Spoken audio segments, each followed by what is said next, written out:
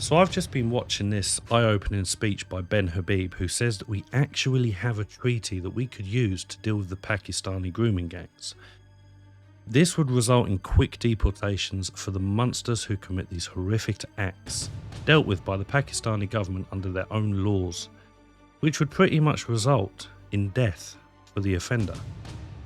Have a listen to what Ben Habib had to say here.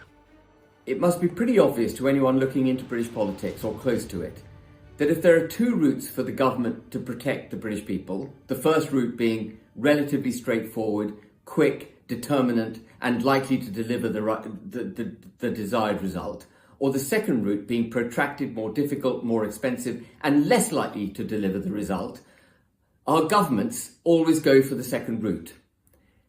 And it should also be obvious, I think, to anyone looking into British politics, that if we've got a problem with ethnically Pakistani men raping, torturing and abusing underage British white girls, that those who hold Pakistani nationality should be deported to Pakistan. It's obvious, isn't it? And I made this point a couple of weeks ago.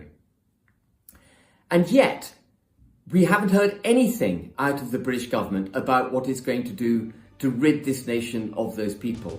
So I did a bit of digging around, and guess what? There already exists a Pakistan prisoner transfer treaty between the government of Pakistan and the United Kingdom.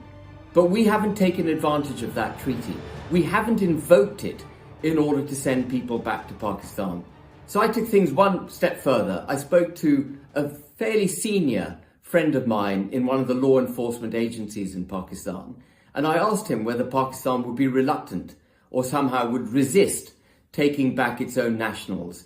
And he said absolutely to the contrary. If the British government were to bring to the attention of the Pakistani government that there were Pakistani nationals in this country who had committed these atrocious crimes, that the Pakistani government would be absolutely delighted, willing and able to take them back and to face the full force of punishment in Pakistan. And as I imagine anyone watching this video will know, punishment in Pakistan is draconian and correctly draconian for people who commit paedophilia.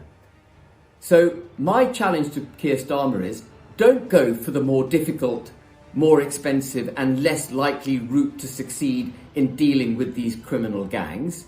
Give me a call, Keir Starmer, and I'll put you in touch with the requisite people in the Pakistani government to get this sorted out. Seems like a fantastic idea, an easy option and on the table. Why doesn't the great genius of law enforcement, Keir Starmer, know about this? Would he take advantage of this? That's the question. I don't think so. I've thought about it, and regardless of how the Pakistani government would handle the offenders of these crimes and what punishment they would receive, the biggest thing to take from this, I suppose, is the fact that we have a means to deport these vile human beings and every right to use it. But I'd imagine they turn around and say, no, of course not. We'll keep them here, keep them safe. Because if we were to take advantage of the treaty and send these criminals back, no matter how heinous the crime, we would theoretically be sentencing them to death. And I don't think that is something that this Labour government would do. So it's nice that the option is there, and we can only cross our fingers and hope that Keir Starmer takes advantage of Ben Habib's proposal.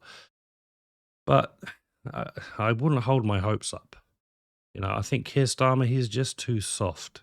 He's just too soft unless it's against us. I can't see it happening.